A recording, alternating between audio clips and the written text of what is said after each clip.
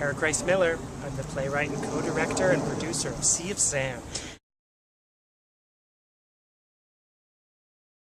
We had just finished working for 4 years doing Nick's, the Theater of Snow and Ice, so we'd frozen our asses off and thought, wouldn't it be fun to do a show like in the summer on the beach when it was warm and filled with sand. The guy who built the Snow and Ice set was Carl Schlichting, is also a sand sculptor, so we thought maybe we'll have a sand sculpture set. That was part of it, and the other part of it was I was interested in working on the theme of memory, identity.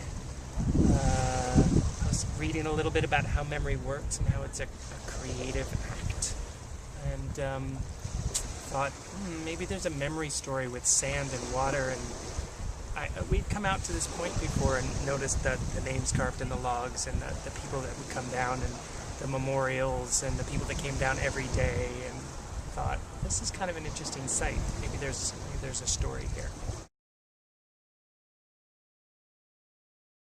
Yeah, it's kind of a strange hybrid, and we'll see what it really looks like.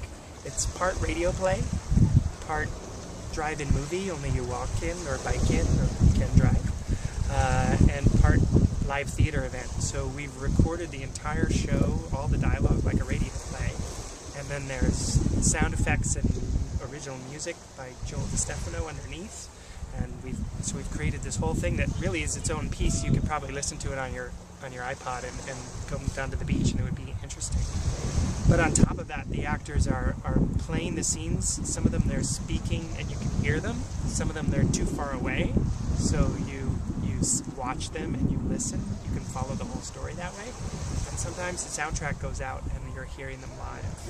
So we're playing with what you see and what you hear, and it's not always the same thing. Well, because it's a good piece of theater that's got the walls torn down. It's an interesting hybrid of almost like watching a movie. It's not going to be like anything you've seen before, that's for sure. The performers are terrific, and there's a nice event feel. I think we're always working in the water. And the water has a kind of magical feel to it. Anytime the actors go in or come out, there's a sort of excitement of this is not something you're going to see every day, not in every play.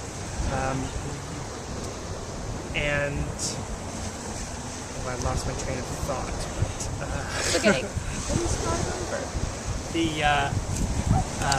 It's an event. You know, it's not a night at the theater. We make plays in theaters, and we like going where there are roofs and comfortable seats and lighting setups, and you can hear every word. The challenge of working out here brings out some great creativity and some great performances. There's a playfulness to it. So it's like going to the beach for the audience. Bring your picnic, dress appropriately, and see something that you wouldn't ever see on the beach any other day. So we think it'll be one of a kind, and hopefully leave some memory traces of its own for the people that watch it. And then you might come down here on another day and, I remember that guy